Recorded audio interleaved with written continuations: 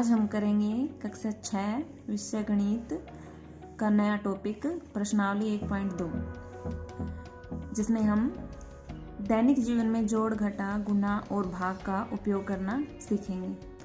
प्यारे बच्चों, आपने कक्षा 5 में जोड़, घटा, गुणा और भाग के सरल सवाल तो किए हैं, जिनमें मात्र हम संख्याओं को जोड़ते हैं, घटाते हैं, गुना करते हैं और भाग करते हैं। लेकिन कक्षा 6 में जोड़, घटा, गुना और भाग के जो सवाल है किस तरीके से करेंगे, आइए इसे एक उदाहरण के द्वारा समझें। मान लो मोहन एक दुकान पर जाता है। उसने 2 पेन 40 रुपए में खरीदे, 3 कॉपियाँ 120 रुपए में खरीदी और 5 पेंसिलें उसने 50 रुपए में खरीदी। तो मोहन को कुल कितनी राशि दुकानदार को देनी पड़ेगी? तो हम यहाँ पर 2 पेन का मूल्य, 3 कॉपियों का मूल्य और 5 पेंसिलों का मूल्य प्लस कर देंगे, मतलब जोड़ देंगे। तो कुल राशि जो मोहन को दुकानदार को देनी पड़ेगी वह हो जाएगी हमारे पास 40 प्लस 120 प्लस 50। तो यहाँ पर हम इन तीनों राशियों को जोड़ देते हैं, जो हमारे पास आता है 210 रुपये। यहाँ हमें कुल राशि ज्ञात करने के लिए जो हमारे पास संख्याएं दी गई है, हमें उनको जोड़ करना पड़ा है, जिससे हमारे पास जो कुल जोड़ आया है वो कुल राशि के रूप में आ गया है। लेकिन मोहन के पास एक 500 रुपये का नोट है जो वह दुकानदार को दे देता है। मोहन के पास राशि 500 रुपये। उसने दुकानदार से कुल 210 रुपये का सामान खरीदा है। तो अब मोहन के पास कितने रुपए बचेंगे, हमें ये ज्ञात करना है। इसके लिए हम 500 में से जो मोहन के पास कुल राशि थी, जितने का उसने सामान खरीदा है, वह राशि घटा देंगे। तो 500 में से जब हम 200 घटाते हैं तो हमारे पास आता है 290 रुपये। बच्चों यहाँ पर देखो, हमने क्या किया कि जब हमने कुल राशि ज्ञात की तो हमारे पास जो संख्या दी हुई थी हमने उसको जोड़ दिया। शेष ज्ञात करने के लिए हमें क्या करना पड़ता है, घटाना पड़ता है। मोहन के पास अब शेष राशि 290 रुपये है। तो बच्चों देखा आपने कि इस तरह से जब हम कुल राशि ज्ञात करेंगे तो उसके लिए हमारे पास जो संख्या दी होती है हमें उसको जोड़ना होता है, और शेष ज्ञात करने के लिए हमें घटाना होता है। तो आइए अब हम करते हैं। प्रश्नावली 1.2 का पहला सवाल है, इसी स्कूल में 4 दिन के लिए एक पुस्तक प्रदर्शनी आयोजित की गई। पहले, दूसरे, तीसरे और अंतिम दिन खिड़की पर क्रमशः 1094, 1812, 2050 और 2751 टिकट बेचे गए। इन 4 दिनों में बेचे गए टिकटों की कुल संख्या ज्ञात कीजिए। हमें यहाँ पर टिकटों की कुल संख्या ज्ञात करनी है। तो इसके लिए हम जो सवाल में दिया गया है उसको सबसे पहले क्रमानुसार लिखेंगे। इसके लिए लिखते हैं, पहले दिन बेचे गए टिकटों की संख्या 1094। अब दूसरे दिन जितने टिकटों की संख्या है वह लिख लेते हैं। तीसरे दिन बेचे गए टिकटों की संख्या, अंतिम दिन बेचे गए टिकटों की संख्या। अब हम लिखते हैं टिकटों की कुल संख्या। तो जो कुल हमें ज्ञात करना है उसमें हम जितनी संख्याएं हमारे पास दी गई है उसको क्या कर लेते हैं, जोड़ कर लेते हैं।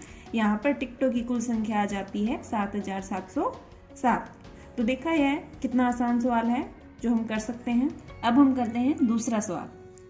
शेखर एक प्रसिद्ध क्रिकेट खिलाड़ी है। वह टेस्ट मैचों में अब तक 6980 रन बना चुका है। वह 10,000 रन पूरे करना चाहता है। उसे कितने और रनों की आवश्यकता है? तो यहाँ पर देखिए, उसने टेस्ट मैचों में अब तक 6980 रन बनाए हैं, लेकिन 10,000 रन वह बनाना चाहता है। तो उसे कितने और रनों की आवश्यकता है? यह भी बिल्कुल आसान सवाल है। इसमें हमें क्या करना है, जैसे इसमें पूछा गया है उसे कितने और रनों की आवश्यकता है। कितने और मतलब यहाँ पर इसमें जो कुल उसको रन बनाने हैं 10,000 बनाने हैं उसको, और उसने बनाए हैं 6,980।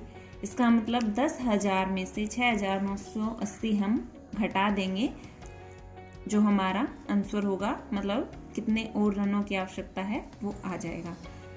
इसके बाद आता हमारा तीसरा सवाल। एक चुनाव में सफल प्रत्याशी ने 5,77,500 मत प्राप्त किए, मत मतलब वोट, जबकि उसके निकटतम प्रतिद्वंदी ने 3,48,700 मत वोट प्राप्त किए। सफल प्रत्याशी ने चुनाव कितने मतों से या वोटों से जीता। तो सफल प्रत्याशी यानी कि जीतने वाला जो प्रत्याशी है उसने कितने वोटों से यह चुनाव जीता। इसके लिए हम क्या करेंगे, जितने उसके पास वोट प्राप्त हुए थे वो कुल वोट हो जाएंगे हमारे पास, और जो उसका निकटतम प्रतिद्वंदी था उसके जो वोट हैं उसमें से वो हम घटा देंगे। जैसे हमारे पास ये है 5,77,500, इसमें से हम क्या करेंगे 3,48,700 माइनस कर देंगे तो हमारे पास आंसर आ जाए। ये हम कैसे करेंगे, सफल प्रत्याशी द्वारा प्राप्त मत 5,77,500, प्रतिद्वंदी द्वारा प्राप्त मत 3,48,700, सफल प्रत्याशी ने चुनाव जीता, तो इसमें से हम ये माइनस कर देंगे और जो हमारा आंसर आएगा तो हमारा आंसर ये आ जाएगा। कृति बुक स्टोर ने जून प्रथम सप्ताह में 2,85,891 रुपये मूल्य की पुस्तकें बेची। दूसरे सप्ताह में 4,07,68 रुपये की पुस्तकें बेची गई। दोनों सप्ताह में कुल मिलाकर कितनी बिक्री हुई। किस सप्ताह में बिक्री अधिक हुई और कितनी अधिक। यह भी बहुत आसान सवाल है। देखिए इसमें क्या दिया हुआ है, प्रथम सप्ताह में पुस्तकों की बिक्री, प्रथम सप्ताह में पुस्तकें इतने रुपए में बेची गई है, दूसरे सप्ताह में इतने रुपए में बेची गई है। हमें क्या ज्ञात करना है, दोनों सप्ताह में कुल मिलाकर कितनी बिक्री हुई। तो पहले और दूसरे सप्ताह की जो राशि है उसको आप जोड़ लीजिए, जो हमारी दोनों सप्ताह की कुल बिक्री आ जाएगी।